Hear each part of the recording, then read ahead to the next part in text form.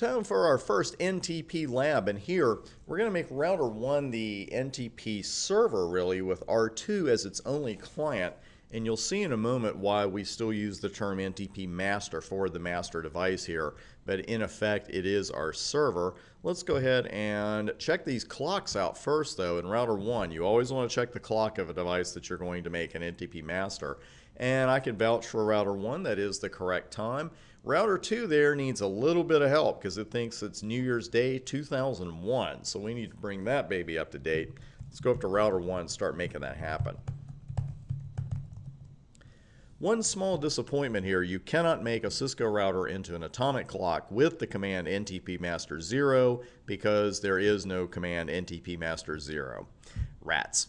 Well, anyway, we are limited to the stratums 1 through 15 here on a Cisco router.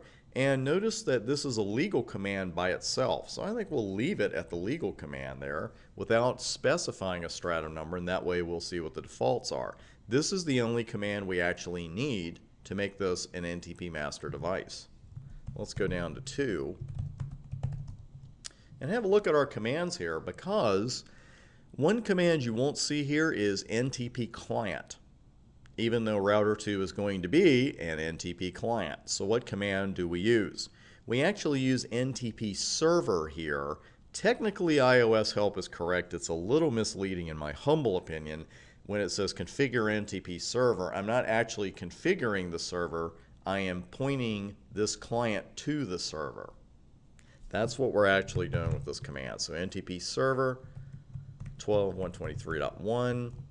And really here we're done. I want to show you one option here that I want you to know about, and that's prefer.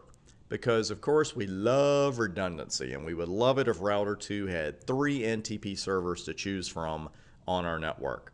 And the thing is, you can configure multiple servers. You could just put NTP server in again. They would be separate commands. You don't put them all on one line. But you just put in, 123.1, then 123.3, then 123.4, wherever the servers are. But you may have one that you want to prefer over the others. And that's where the prefer option came in. So if I had another NTP server here, it was 172.12.123.3, but I preferred it to use .1 here, I would simply put prefer right there. And that's all there is to it. It's going to use .1 as long as it can. So really, that's it for our server config.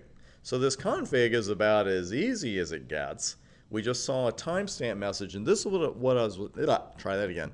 This is what I was telling you about the timestamps.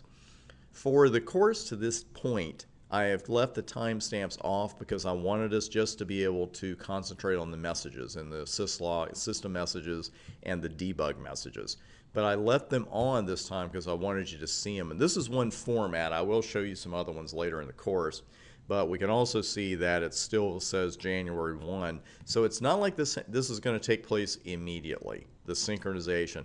One thing with NTP, it does teach you patience, even in a lab environment, because the commands are quick, but it may be more than a few minutes before the synchronization actually fully takes place. And we may well see that just here in our lab. Let me introduce you to a couple of really important NTP commands. And the first one being show NTP associations. And here, this is the master device. So when we look at what NTP devices it's associated with, when you see 127.127.1.1, that's the loop back here. That means the association is with this device. The reference clock gives you a huge hint. You don't even have to buy a vowel for an A, because I know you know that LOCL stands for local. Notice the stratum here is 7. I'm just pointing that out for right now. And all of these numbers down here, don't sweat those. Those are for future studies. We don't need them right now. What we always need when it comes to our client-server relationships in NTP, including the server, is to see the asterisk and the squiggly. Call it whatever you want. I know that's not the official term, but that's what I'm going with.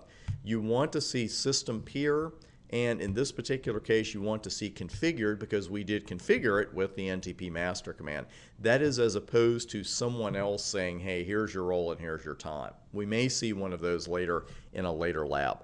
But when we're setting up client-server NTP relationships, you have to see these two symbols next to the address before we know our job is done. On the master itself, you're going to see it really quick because the association is with itself. But with the other devices, with our clients, it may not be as quick. Let's run show NTP status. This is our second command. This is the key phrase. Clock is synchronized. That's what we want to see. Notice here it says stratum 8. That's the stratum, really the default stratum of the router itself. And remember, this stratum is 7 because that's the internal clock. So the router itself is seen as one layer down from its own internal clock on a master. I know. But what are you going to do? Those are the rules. That's what we got to go with. Reference again, when you see 127, 127, 11, we know that reference is a loopback clock. That's this device. So on router 1, everything's good. Now we need to go to our client, check things out, and we will start with show NTP status. And first thing we see is clock is unsynchronized. So this does take a while because the thing is with what 99.9% of the things we do in Cisco land, I mean when we enter something in a router or a switch, happens just like that, right? Well, that is not going to be the case with NTP. This is more real world than on your exam, but I don't want you to think in the real world when you set up NTP 5 seconds later all your clocks are going to be synced, because it doesn't work like that. When you see stratum of 16, that's another huge clue that things are not as they should be, and no reference clock at all. Well, if we don't have a reference clock, that's not good either. Let's run show NTP associations, and starting to look good here. Now notice that we do see our 2 symbols next to the NTP device we're associated with, which is 123.1. So that's good. We're getting somewhere. The reference clock and the stratum information here, remember, that's the information of the associated device, not the local device.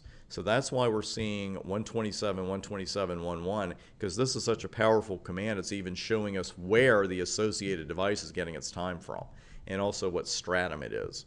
So progress has been made.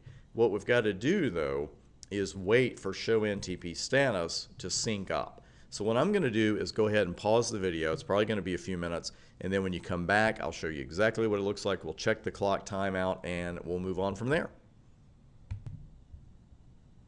And just a few seconds ago, you can see our last update was 3 seconds ago, and we are synced up now. So router 2 show NTP status, clock is synchronized. Notice the stratum is 9, so we're seeing that hierarchy in action.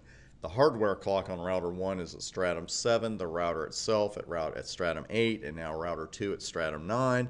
And there's the reference. Let's go ahead and run show NTP associations, and we see everything we expect to see. We're actually seeing that before as far as the address, reference clock, and stratum.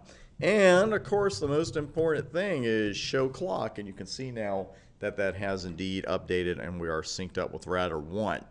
What we're going to do next is set up a peering between routers 2 and 3 and start flowing the correct time throughout the rest of our network, and that is coming up next.